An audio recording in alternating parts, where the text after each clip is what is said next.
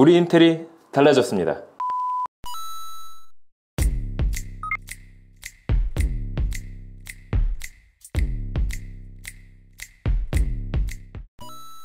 안녕하세요. 최근에 막 사고 있는 남자 말방구 실험실 프로듀서입니다. 오늘은 구매를 하지 않고 대여를 했는데요. 그렇다고 설렁설렁 넘어갈 말방구 실험실이 아니죠. 한번 꼼꼼하게 오늘 준비한 노트북을 체크해 보도록 하겠습니다.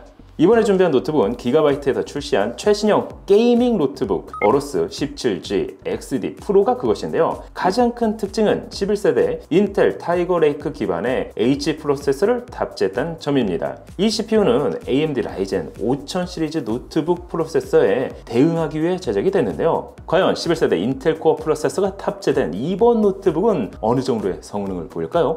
발열과 소음은 괜찮을까요? 궁금하지 않으세요? 그럼 지금부터 같이 한번 확인해 보시죠. 고고고! 자, 오늘 준비한 제품은 기가바이트에서 출시한 게이밍 노트북 어로스 17G XD 프로가 그것인데요. 11세대 인텔 코어 i7 11800H 프로세서를 탑재한 모델입니다. 10나노 슈퍼핀 공정으로 제작된 이번 프로세서는 TDP는 35W, 8코어, 16스레드의 코어, 거기에 최대 3200MHz의 클럭을 지원하는 DDR4 메모리를 사용할 수 있는데요. 자세한 테스트는 잠시 후 직접 확인해 보도록 하겠습니다. 그럼 일단 디자인부터 확인해 보도록 할까요?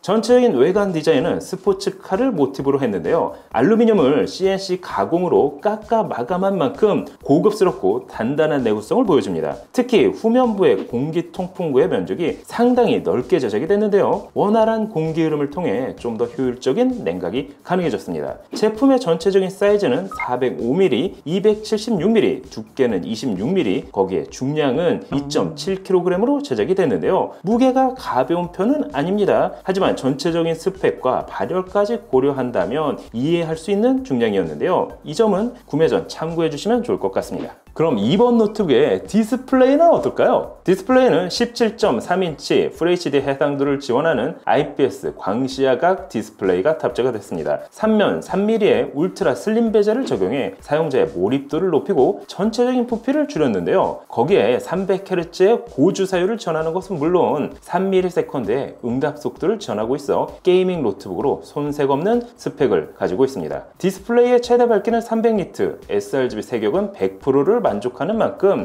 게임 외에 사진이나 영상을 편집하기에도 적당했는데요. 특히 이번 노트북에서 키보드를 주목할 필요가 있습니다. 키보드는 일반 노트북과 달리 옴논사의 기계식 스위치를 사용했습니다. 기계식 키보드가 탑재된 만큼 키감은 여타 노트북의 키보드와 비교가 되지 않을 정도였는데요. 거기에 기가바이트 RGB 퓨전 2.0이 적용돼 1670만 가지의 다양한 컬러 지정 역시 가능합니다. 각 키마다 사용자가 원하는 컬러 지정이나 매크로 설정 역시 가능했는데요. 또한 N키 롤 오버를 지원하고 있어 다중 입력이 가능해 동시 키를 입력하기도 수월했습니다. 키 스트로크는 1.6mm로 상당히 구분감 있고 빠른 타이핑이 가능한 장점을 가지고 있었습니다. 터치패드는 노트북 크기에 비해서는 좀 작은 편이었습니다. 지문인식 센서가 포함되어 있기 때문에 윈도우 헬로우를 통한 보안 기능도 강화됐습니다.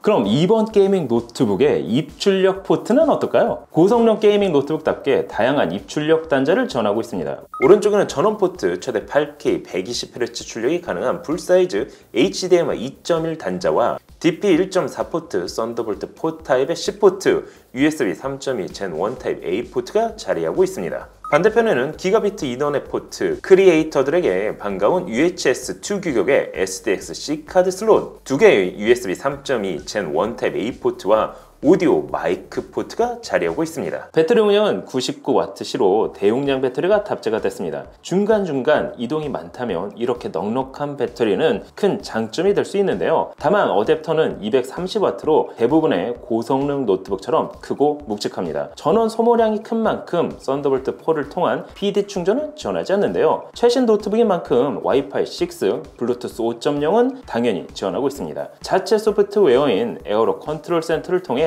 노트북의 대부분의 기능을 쉽고 빠르게 설정할 수 있는데요. 또한 내장 그래픽 카드와 외장 그래픽 카드를 전환할 수 있는 설정을 갖추고 있어 가벼운 오피스 작업이라면 내장 그래픽 카드를 사용해 소음을 낮출 수도 있습니다. 자, 그럼 가장 중요한 성능을 확인해 보도록 할까요?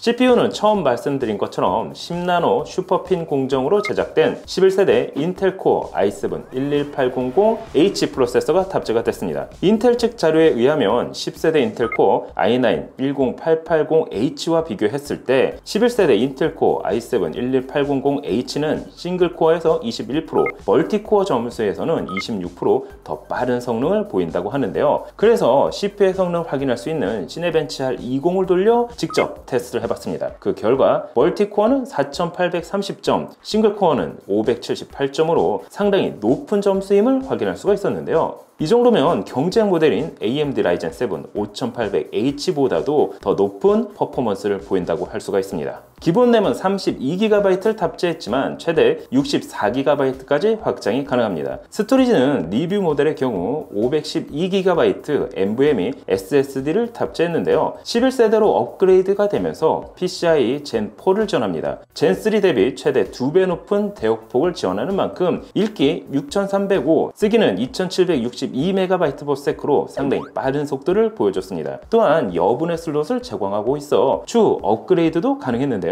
그래픽카드는 최신형 모델인 RTX 3070이 탑재가 됐는데요. 게이밍 노트북인 만큼 중요한 건 그래픽카드의 성능이겠죠. 그래서 한번 테스트를 해봤습니다. 대략적인 성능을 알아볼 수 있는 3D마크 파이어 스트라이크를 돌려본 결과 종합점수는 21,178점, 그래픽 스코어는 24,634점을 보여줬는데요. 다이렉트X 12 환경을 테스트할 수 있는 타임스파이에서는 종합점수 9,509점, 그래픽 스코어는 9,387점으로 높은 성능을 보여줬습니다. RTX 그래픽 카드인 만큼 레이트레이싱 벤치마크인 포트로얄도 돌려봤습니다. 그 결과 5,672점을 보여줬는데요. 이 정도면 웬만한 게이밍 데스크탑과 비교해도 손색이 없는 성능이라 할 수가 있습니다.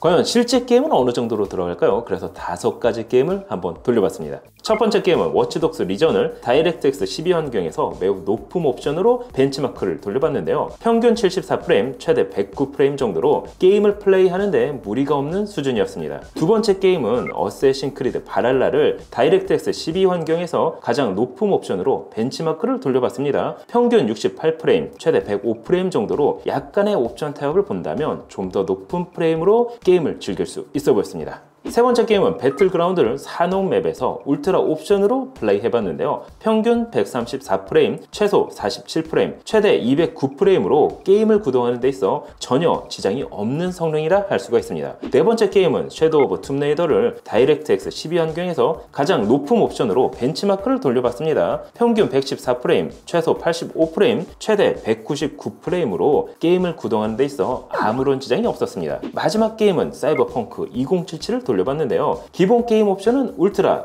레이트레이싱을 끈 상태와 킨 상태의 프레임도 각각 비교해봤습니다. 먼저 레이트레이싱 울트라 환경에서는 평균 49프레임, 최대 71프레임, 최소 23프레임을 보여줬는데요. 레이트레이싱을 오프한 환경에서는 평균 58프레임, 최대 81프레임, 최소 33프레임으로 프레임이 다소 올라갔습니다. 이 정도면 어느 정도 옵션 타협만 거친다면 레이트레이싱을 활성화한 상태에서도 게임을 충분히 즐길 수 있어 보이는데요. 원활한 게임 플레이를 원한다면 레이트레이싱만 끄고 울트라 옵션으로 올려서 플레이 하시는 것도 괜찮아 보였습니다. 참고로 사이버펑크 같은 경우 워낙 무거운 게임이기도 하고 PC용 RTX 3080에서도 프레임이 요동을 치기 때문에 그 부분은 감안해 주시는 게 좋겠죠.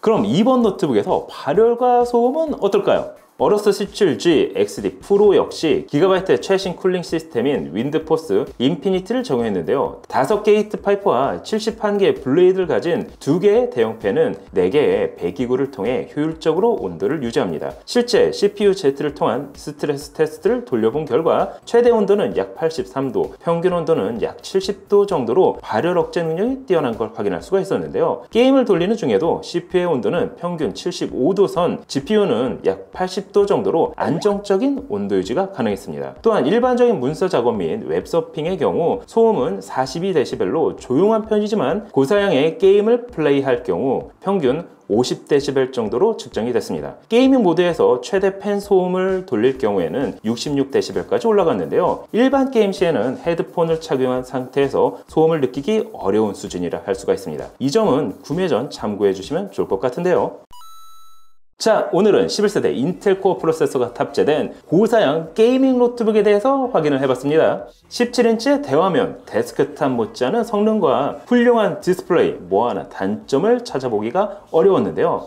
하지만 그만큼 가격 부담은 하셔야 하겠죠. 게임을 즐겨 하시는 분이라면 누구나 탐낼 만한 이번 노트북, 여러분이 보시면 어떠신가요? 오늘 영상은 여기까지. 그럼 다음에 또 다른 테크 이야기로 찾아뵙도록 하겠습니다. 그럼 안녕! 짠!